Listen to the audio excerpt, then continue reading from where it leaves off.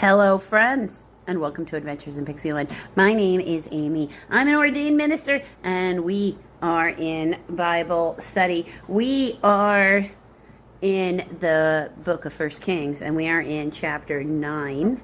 The Lord appears to Solomon. When Solomon had finished building the temple of the Lord and the royal palace and had achieved all he had desired to do, the Lord appeared to him a second time, as it had appeared to him at Gibeon. The Lord said to him, I have heard the prayer and plea you have made before me. I have consecrated this temple which you have built, by putting my name there forever. My eyes and my heart will always be there. As for you, if you walk before me in integrity of heart and uprightness, as David your father did, and do all I command and observe my decrees and laws, I will establish your royal throne over Israel forever, as I promised David your father when I said, you shall never fail to have a man on the throne of Israel. But if you, and we got a footnote of C here for you, in Hebrew, this is plural. If you or your sons turn away from me and do not observe the commands and decrees I have given you, and again, it's got the same footnote about it being plural, and go off to serve other gods and worship them, then I will cut off Israel from the temple I have consecrated for my name. Israel will then become a byword and an object of ridicule among all peoples. And though this temple is now imposing, all who pass will be appalled and scoff and say, why has the Lord done such a thing to this land and to this temple? People will answer, because they have forsaken the Lord their God, who brought their fathers out of Egypt and have embraced other gods, worshiping and serving them. That is why the Lord brought all this disaster on them. So that's like a warning, and for us a little bit of a foreshadowing. God is like, don't expect me to hold up my end of the bargain if you go worshiping other gods when I said only me. So, like, he gets forewarned in case he decides to act up, because that just means he just from the get is wrong. Solomon's other activities. At the end of 20 years, during which Solomon built these two buildings, the temple of the Lord and the royal palace, King Solomon gave 20 towns in Galilee to Hiram, king of Tyre, because Hiram had supplied him with all the cedar and pine and gold he wanted. But when Hiram went from Tyre to see the towns that Solomon had given them, he was not pleased with them. What kind of towns are these that you have given me, my brother? He asked. And he called them the land of Cabul, C-A-B-U-L. That's got footnote of D. Cabul sounds like the Hebrew for good for nothing, a name they have to this day. Now Hiram had sent the king 120 talents of gold. Let's see. That is about 4.5 tons, or about 4 metric tons. So that's a whole lot of gold. And especially since, like, I know there was more gold in the ground because they hadn't gotten it all out yet, or, you know, and we haven't gotten it all out now either. But understand that gold is incredibly rare in the universe. It takes 2 stars to go supernova at the same time, making a neutrino star, to blast gold into any universe. Which means there's possible that there's universes out there that don't have any gold in it at all. So it is a rare thing. So that's a whole lot of gold. Here is the account of the forced labor, i.e. the slaves, King Solomon conscripted to build the Lord's temple, his own palace, and the support terrace. That's got a footnote of F, or the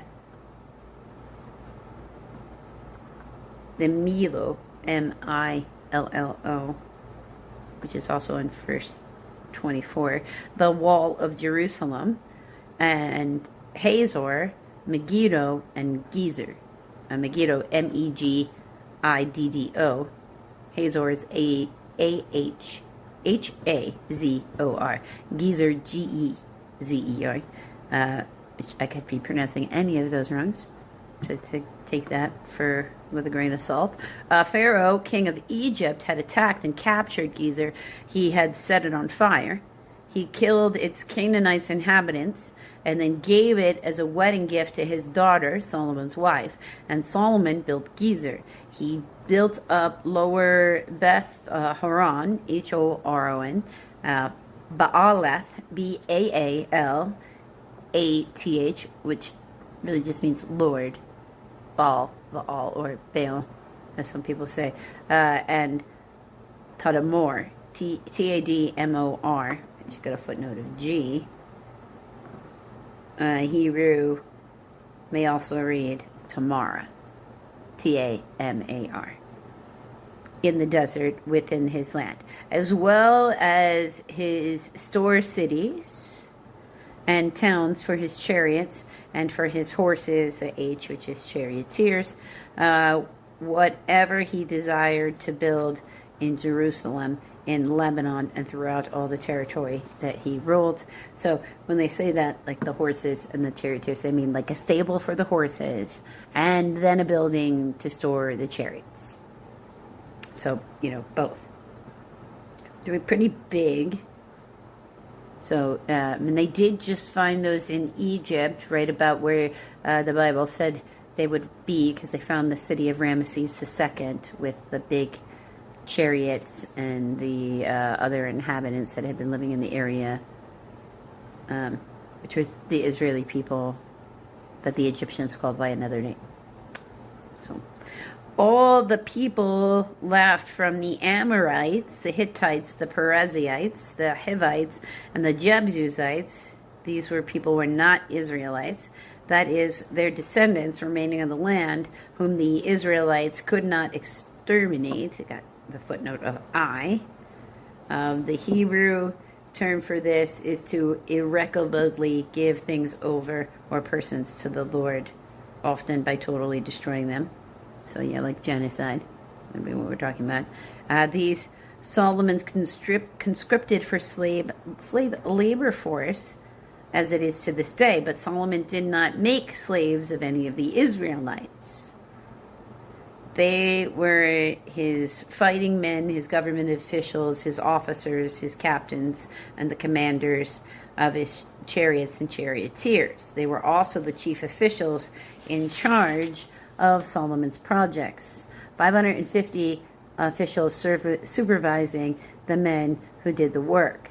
After Pharaoh's daughter had come up from the city of David to the palace Solomon had built for her, he constructed the supporting terraces. 3 times a year, Solomon sacrificed burnt offerings and fellowship offerings, traditionally called peace offerings. On the altar he had built for the Lord, burning incense before the Lord along with them, and so fulfilled the temple obligations. King Solomon also built ships at Zion,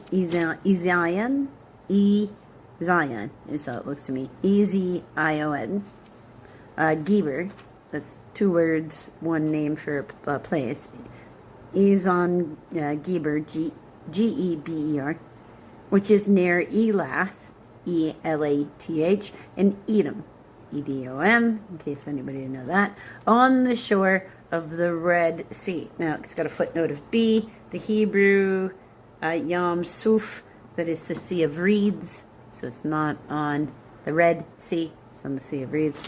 And Hiram sent his men, sailors who knew the sea, to serve in the fleet with Solomon's men.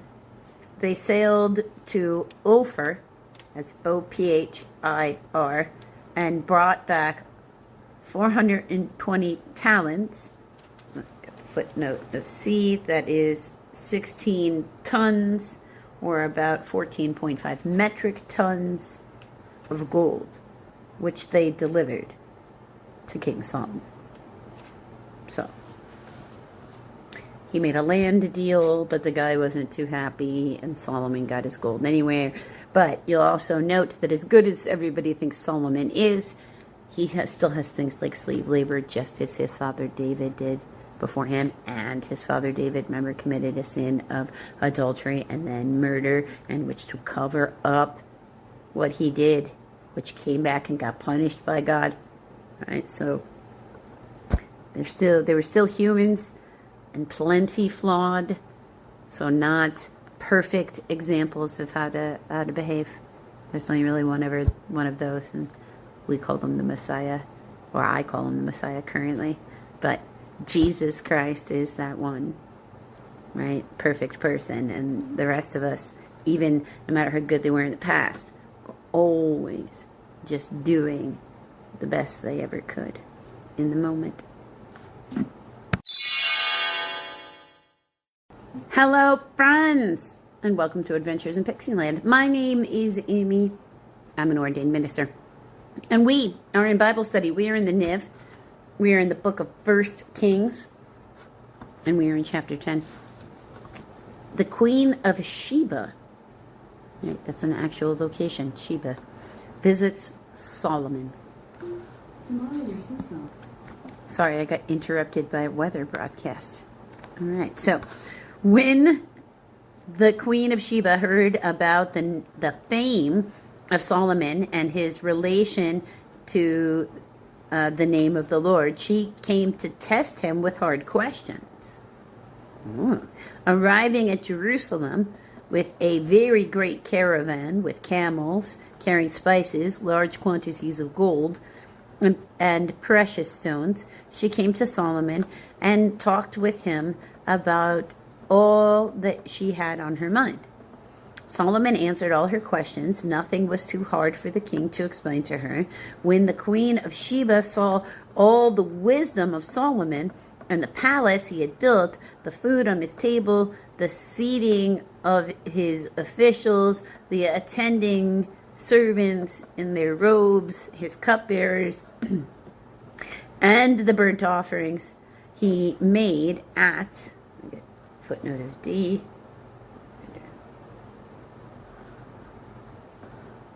or the ascent by which he went up on, so how he climbed up steps to make his burnt offering. At the temple of the Lord, she was overwhelmed. She said to the king, "The report I heard in my own country about your achievements and your wisdom is true. But I did not believe these things until I came and saw with my own eyes. Indeed, not even half was told me. In wisdom and wealth, you have far exceeded the report I heard. How happy your men must be. How happy your officials who continually stand before you and hear your wisdom. Praise be to the Lord your God, who has delighted in you and placed you on the throne of Israel. Because of the Lord's eternal love for Israel, he has made you king to maintain justice and righteousness." And she gave the king 120 talents. So that's got a footnote of E. That is 4.5 tons, or about 4 metric tons, of gold, large quantities of spices, and precious stones. So they're sure it's good to be the king, right? Never again were so many spices brought in as those the Queen of Sheba gave to King Solomon. Hiram's ship brought gold from Ophir, and from there they brought great cargoes of mulgwood. A mulgwood. Got a footnote of F. Because I'm like, okay, what is a mulgwood? Okay. Gumwood. Okay. And precious stones. The king used a mulgwood to make supports for the temple of the Lord and for the royal palace, and to make harps and lyres for the musicians. So it's just a type of wood he likes. So much mulgwood has never been imported or seen to this day. King Solomon gave the Queen of Sheba all she desired and asked for, besides what he had given her out of his royal bounty. Then she left and returned with her retinue to her own country. Solomon's splendor. The weight of the gold that Solomon received yearly was 666 talents. Got a footnote of G. Yep, you heard me just fine. That is about 25 tons or 23 metric tons. Not including the revenues from the merchants and traders and from all the Arabian kings and governors of the land. King Solomon made 200 large shields of hammered gold, 600 bekas, bekas, that's got a footnote of H.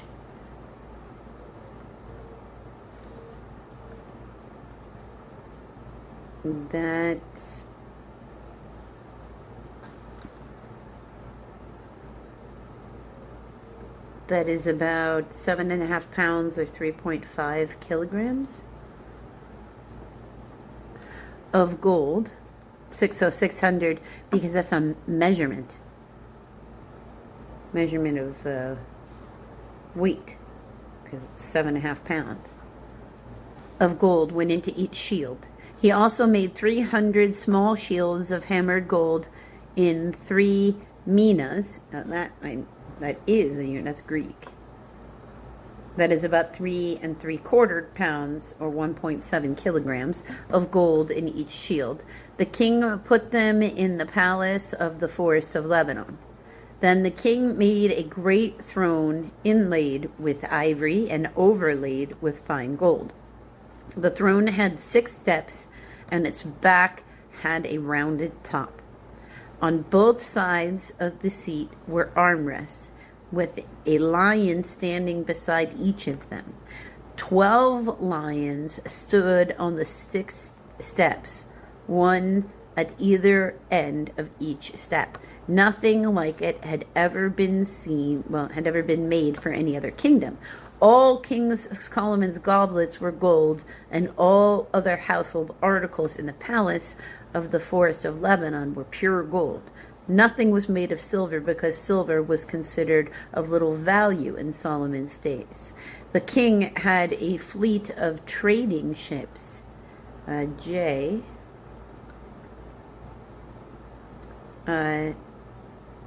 Hebrew, of ships of Tarshish, which is a location along the coast, which would make sense for having ships there in Tarshish. Their leading gemstone export was turquoise.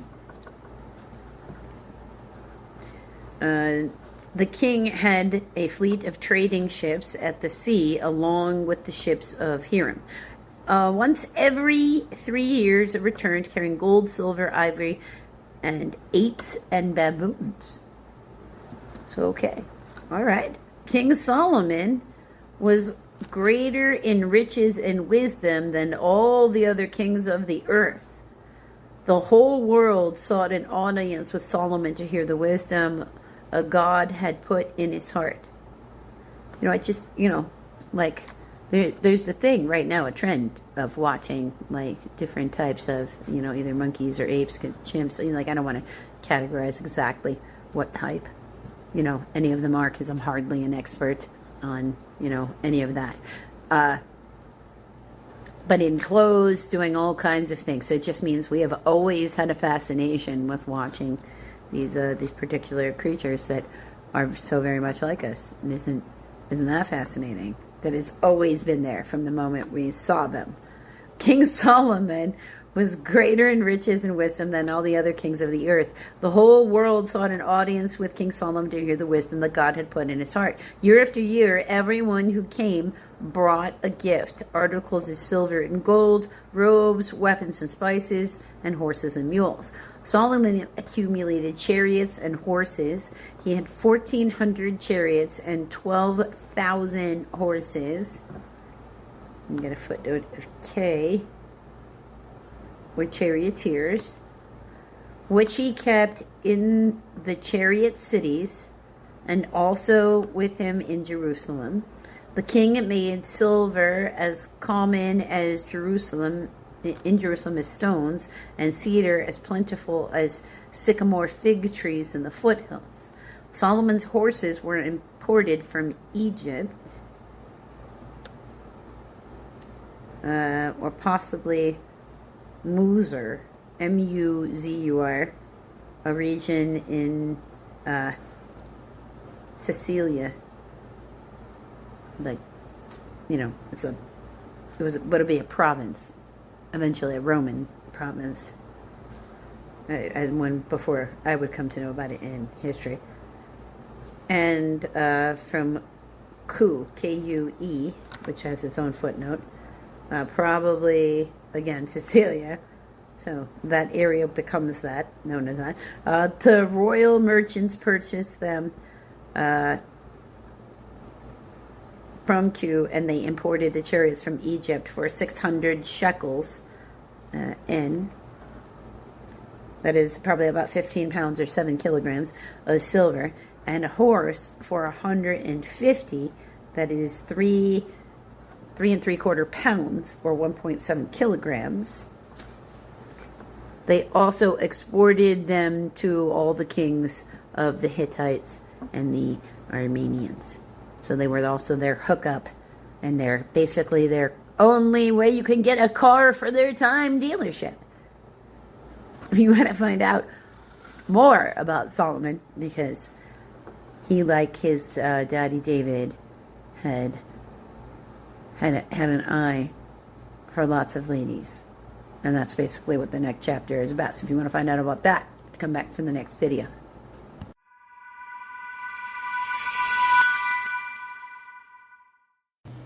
Hello, friends. So Bible study, video 2. We're in Acts. I gave a whole thing in video 1, so you know where we're at. This is called the church era. And we are already here. They have watched Jesus bodily rise to heaven. They had to send angels because their brains short-circuited and they didn't know what else to do. So they're basically being told to get about their business and get on spreading Jesus' word. The heat is off, man. You can make that church now. They're not looking for you anymore. Resume business. So it's going to be 12 through 26. This parable here is called Matthias chosen to replace Judas. So I wonder what's going to happen there. Right? Then they returned to Jerusalem from the hill called the Mount of Olives, a Sabbath day's walk from the city. When they arrived, they went upstairs to the room where they were staying.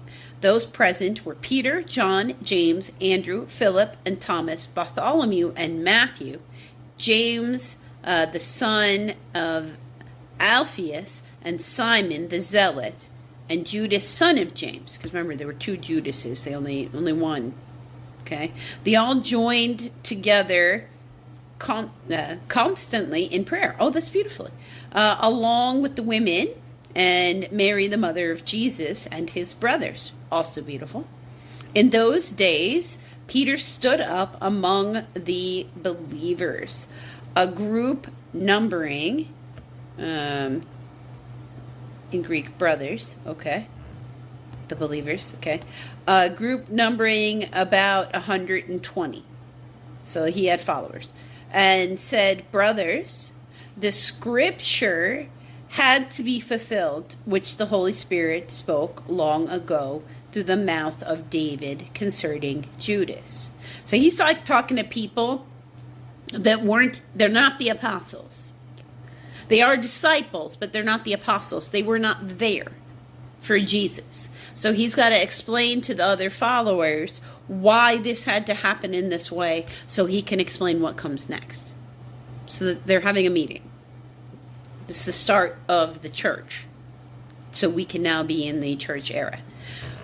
Let's see here. Had spoke long ago of the mouth of David concerning Judas, who served as a guide for those who arrested Jesus. He was one of our number and shared in this ministry. With transparency, which is beautiful.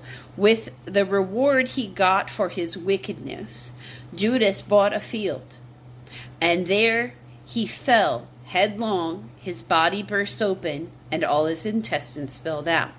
Everyone in Jerusalem heard about this, so they called that field in their language, so it's Akeldama,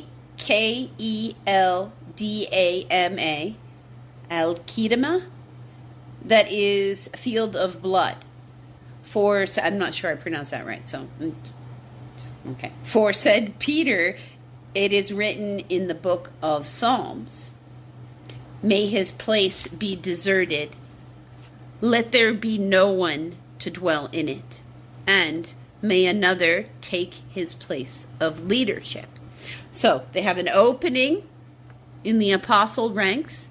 They need to add somebody to that so they can get on with the business of creating the church, because Jesus told Peter it was time to do this. And that is why it had to be Peter that spoke, because John heard Jesus tell Peter to do this, and he was present when Jesus told Peter to mind your business about what is John's future. So John was like, no. So this means that during this time frame, when they were waiting for the heat to lay off, and they were doing things like sitting down and writing this stuff down, getting together the documentation, the idea, the preaching, he gave us something to do. He told us what he expects of us.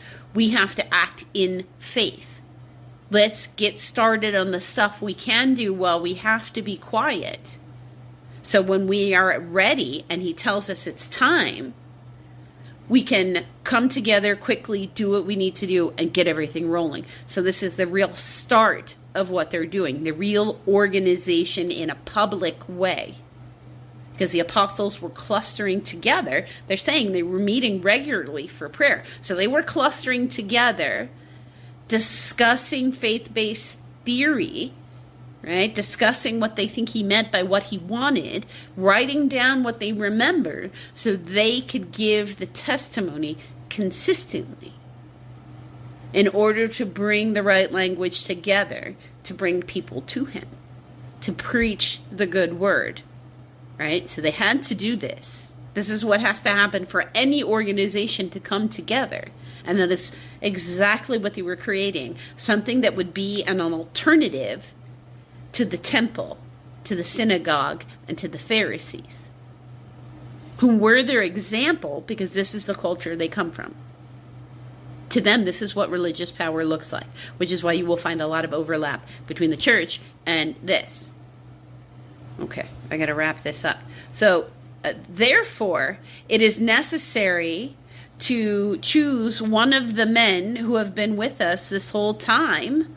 The Lord Jesus went in and out among us, beginning with John's baptism to the time when Jesus was taken up from us. For one of these must become witness with us of his resurrection.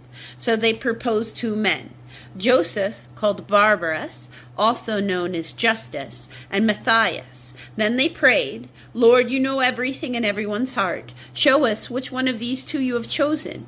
It is time to take over this apostolistic ministry which Judas left to go where he belongs. Then they cast lots, and the lot fell to Matthias.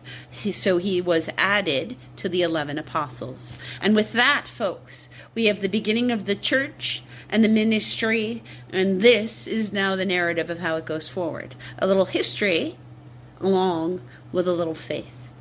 So maybe walk in faith today, remembering the history of what came before, so we can understand where people might have their woundings from, and give them the compassion and grace in which we are commanded to give to all people, for us to be in alignment with the Lord, no matter what everybody else is acting like.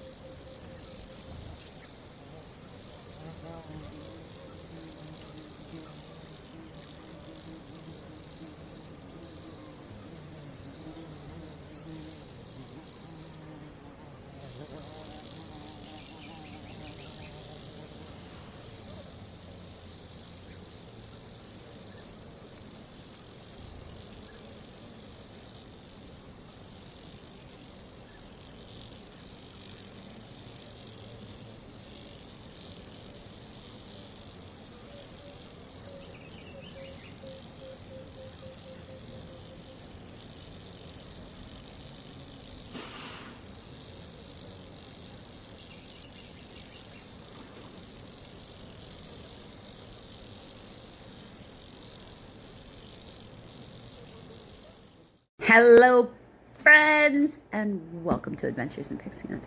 My name is Amy. I'm an ordained minister, and we are in Bible study.